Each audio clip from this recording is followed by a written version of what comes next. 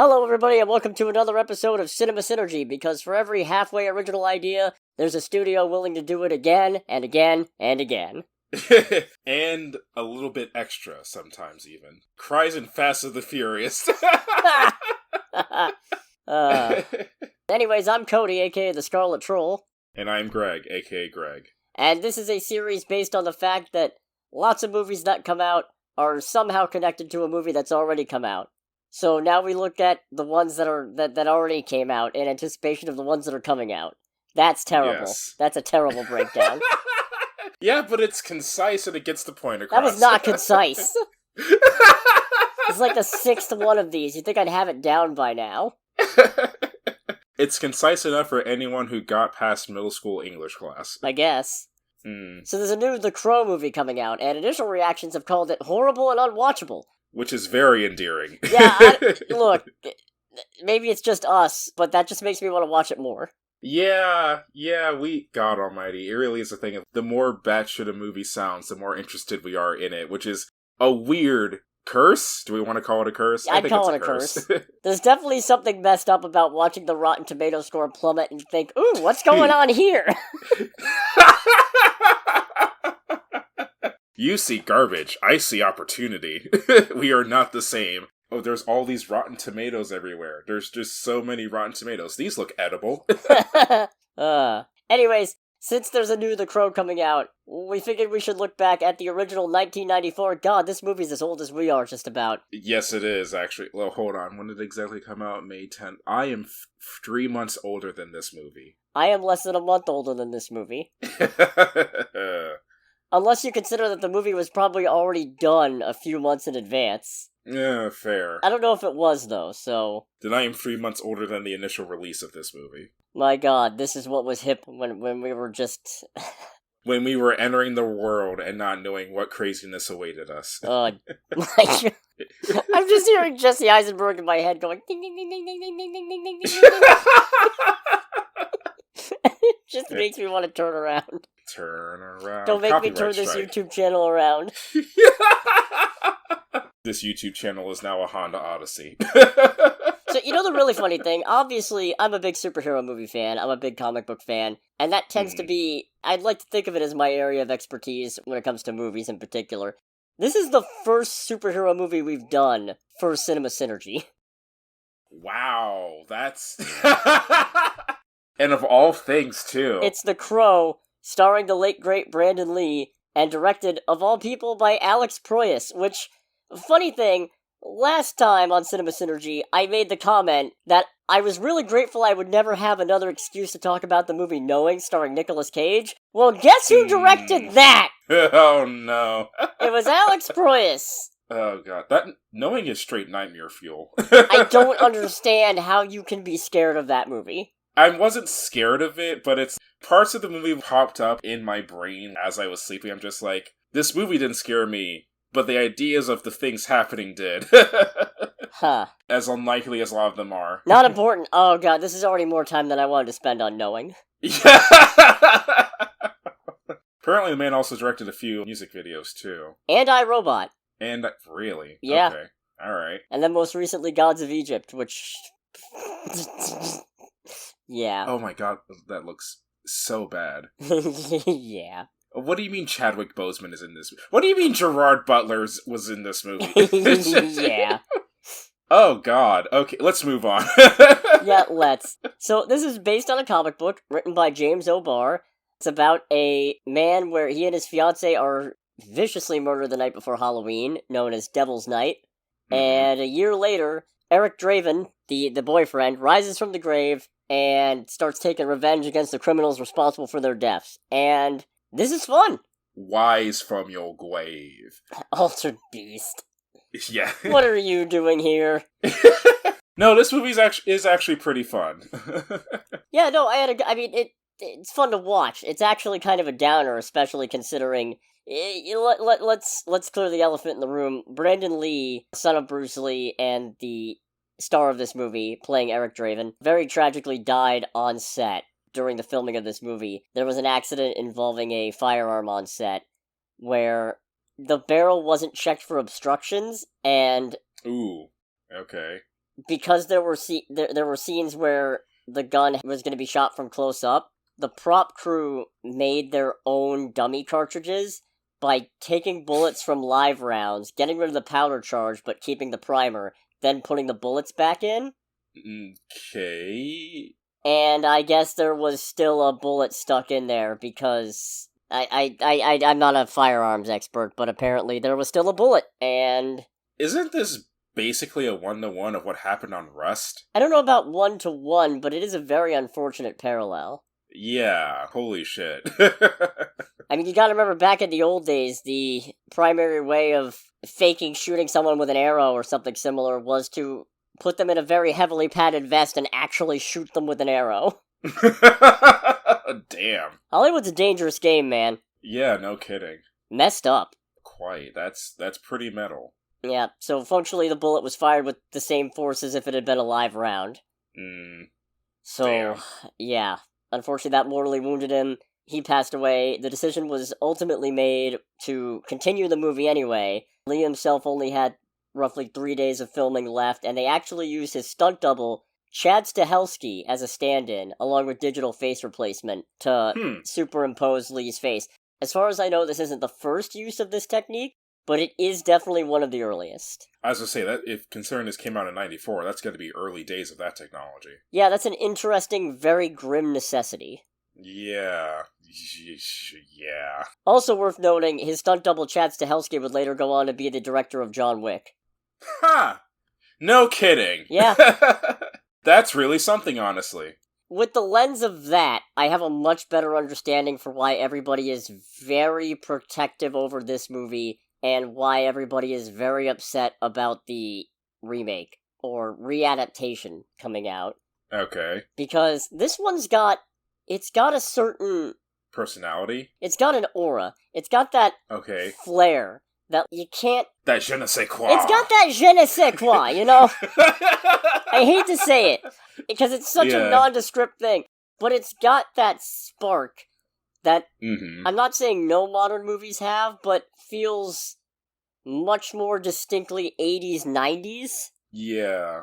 And this isn't it, but something that's symbolic of that is all the skyline shots in this, with the interesting camera zooms. And you know it's not a real city skyline, you know it's like a model set or something, but yeah, it still feels real and it still feels lived in somehow. Between that, whatever camera techniques, the techniques used with the models and whatnot, my thing with this and how I describe it, it's an early to mid-90s horror Halloween movie for grown-ups, and most of that is in the aesthetic.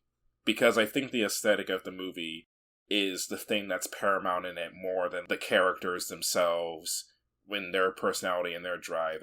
I don't know, to a certain degree, this is kind of your regular someone killed the things I love, I need to get revenge type of story, but the style, the personality, the horrific edginess, and all of that carries it to make it distinctly unique in that regard.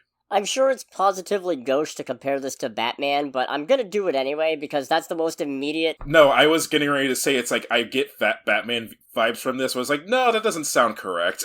No, it feels wrong to say it, but when I say this, specifically the biggest parallel I've got is that in a proper Batman adaptation, Gotham should feel like a character almost as much as the actual characters do, and it feels like the city in this movie feels like a character in terms of design.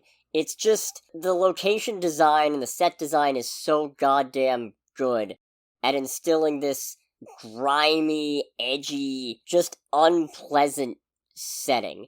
It feels like you're gonna cut yourself on anything and get hepatitis. And I mean that endearingly. Yeah, apparently this movie is described as being in a crime-ravaged and decrepit Detroit. That sounds accurate. Some people would take the opportunity to say, so the movie takes place in Detroit. Haha! Yeah.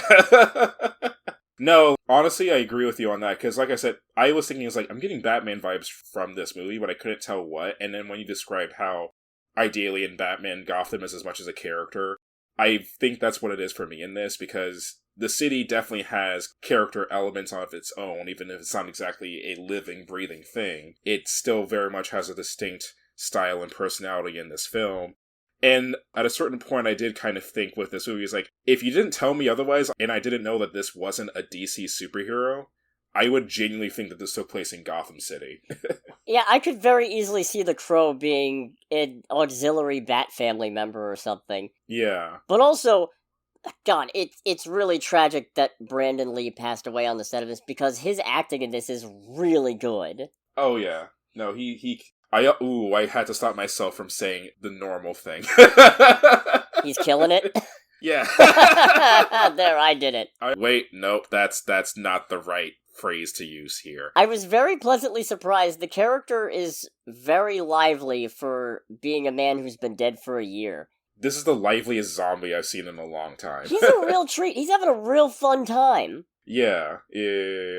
He's having a good time. He is very much embracing everything in playing Eric Draven. Victims, aren't we all? Right. Oh, that hits hard. It hits hard, but if I'm honest, while the kind of emo goth kids I was friends with in high school weren't super duper hard into it, it was a thing when he said that. It's like, I feel that, but that also sounds like something my friends in high school would say. Yeah. Yeah, this is real high school, middle school goth aesthetic. Quite. And we do not mean that in a bad way. If anything, it is genuinely a little endearing with this movie. Yeah, no, because it's sincere. That's genuinely what they're going for, and it's done from a place of, yeah, this is cool. And it's also a thing of considering what he's going for and why he's getting revenge. Completely justified, too. You can't, look at this guy, look at everything he's been through, look at all the things that he has seen and experienced, and when he says shit like that, you can't exactly try to take it away from it. Nah, man, you're allowed to feel those feelings. You've had it rough. Yep. So he rises from the grave and he goes on a revenge spree against the 4 people who killed him and his fiancée, all of whom are just salty Splatoon patrons. Honestly, yeah. The first real scene we get of them is them at the club that they all hang out at. The Pit! The Pit. The Pit! They're doing stuff like swallowing bullets and putting cigarettes out in their tongues, and it's just, okay, settle down, man. Yeah, honestly, when the guy was swallowed the bullet, I was just like, man, I hate to see how he deals with that in the morning. He needed more iron in his diet or something. Yeah, there's nothing wrong with having more iron, but I feel like that's an excessive amount of iron. Yeah, definitely. And smokeless powder. And they all answer to Top Dollar, played by Michael Wincott, who is... That is a stupid name, I'm sorry. Michael Wincott or Top Dollar? Top Dollar. I mean, it's a stupid name, and arguably an even stupider haircut. The man looks like Vincent Vega mixed with Johnny from The Room. Yeah, no, I did think you honestly look like a discount Channing Tatum right now. Channing Tatum? Wait. Channing Tatum! John Wow! How did I get that mixed up? I have no idea. Oh, we're off to a great start tonight. Yeah, we're halfway through-ish. But yes, it was you really do look like a discount John Travolta. And also, his villain character is entertaining, but also I cannot get a read on what the fuck he's after. The only thing that I seem to get from it is that he really likes having him and his crew set people's places on fire. Yeah, because he's all, greed is for amateurs. Chaos, disorder, that's where it's at. Okay, to what end? What are you... Okay, yeah. What are you trying to do here? Other than sleep with your sister? That's weird. Yeah, it was very weird. Someone is going oh no, Greg, how can you think that's weird? You read weird, trashy mangas. Yes, I do. It's still fucking weird. Very strange. Especially with how much both Top Dollar and Micah, played by Bai Ling, really get into it, for lack of better description. No, they bring other people in on the threesomes, and I guess they die partway through, which, you had a really good joke, where they reveal that, and Top Dollar goes, I think we broke her. And then you said... It's not hard, she had really bad credit. I forgot I said that, honestly. It was really good. I genuinely forgot that I said that. Honestly, the most interesting villain in this, I think, is Grange, Top Dollar's right-hand man, and not just because he's played by Tony Todd, but partly because he's played by Tony Todd. Because he's got some swagger, he's got some style. Honestly, I would say of all the bad guys, he's by far the most intimidating. This is a pretty vicious movie. Mm-hmm. There's some gnarly gunshots. There's some gnarly explosions. Pretty extreme. You see morphine come out of somebody's veins at one point. Right, yeah. Distinctly uncomfortable. Oh, well, talking about the cast, I didn't even mention Ernie Hudson's in this, which I also didn't realize until entirely too long into this movie. Mm-hmm. Because he's Sergeant Albrecht. He's kind of Eric's friend on the Force, although they're not quite... They can become friends about halfway through, I think. Yeah, he's a secondary protagonist to this movie. And because part of this movie is also focused on how Sergeant Albrecht is trying to kind of, in a way, make things right. He's the guy who responds to Eric Draven and his fiance's murder.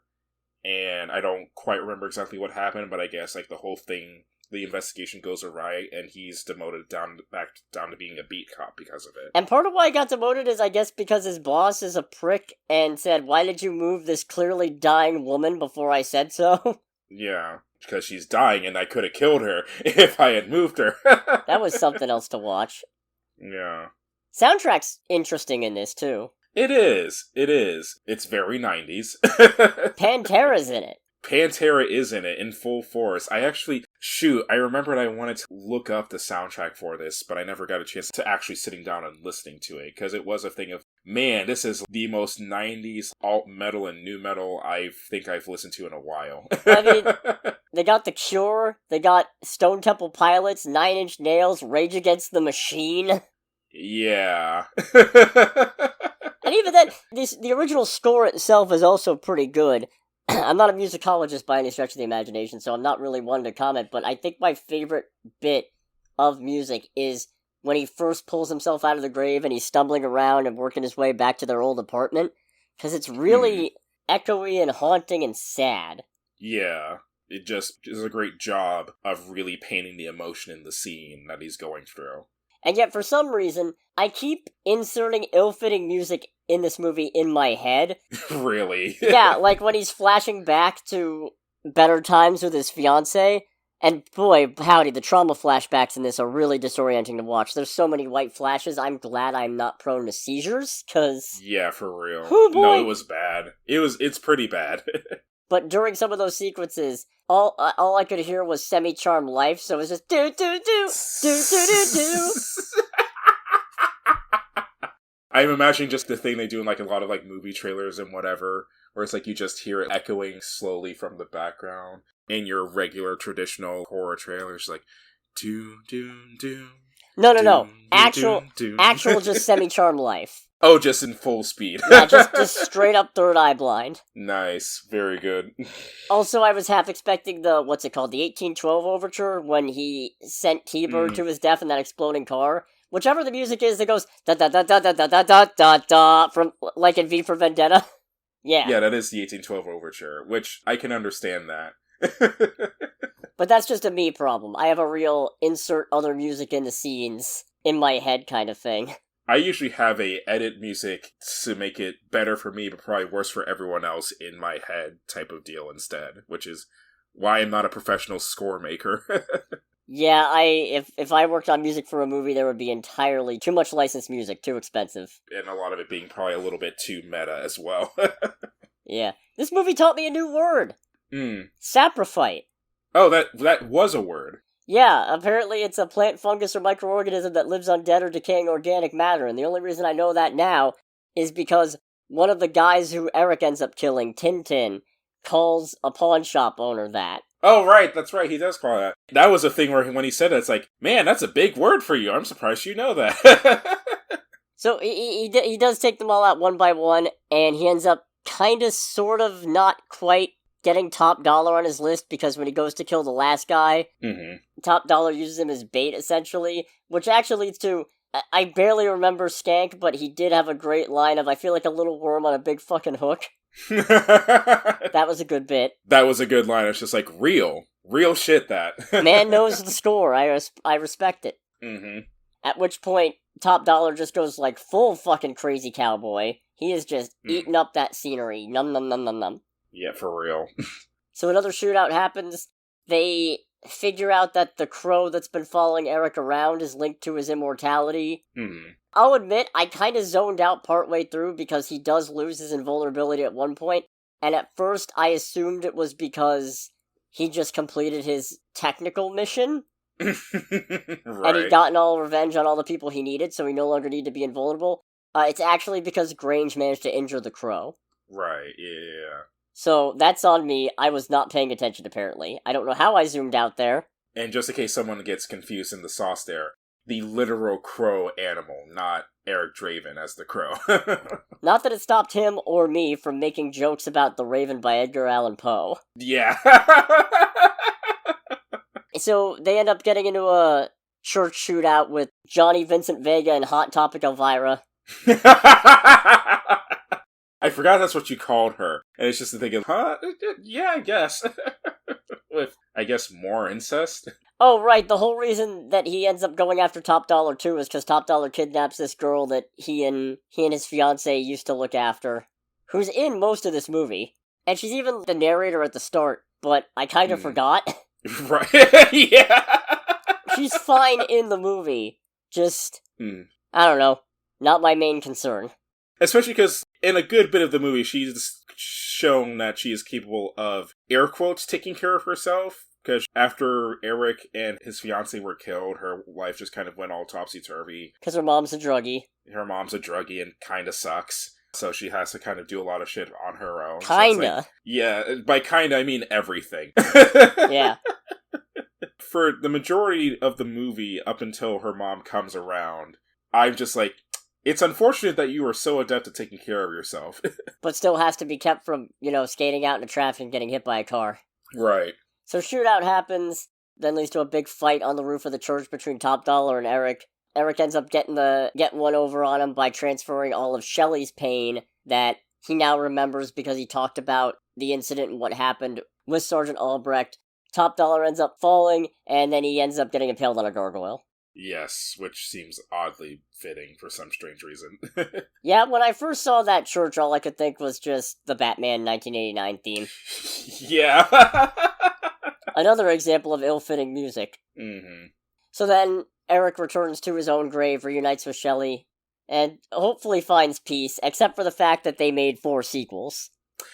Wait, what? Yeah, they made sequels to this. Oh, I thought this was just a one and done, and this 2024 movie is just a recreation of it. Holy shit. I mean, to be fair, I think the other Crows were about different people. Okay. And therefore Eric still gets to find peace, but...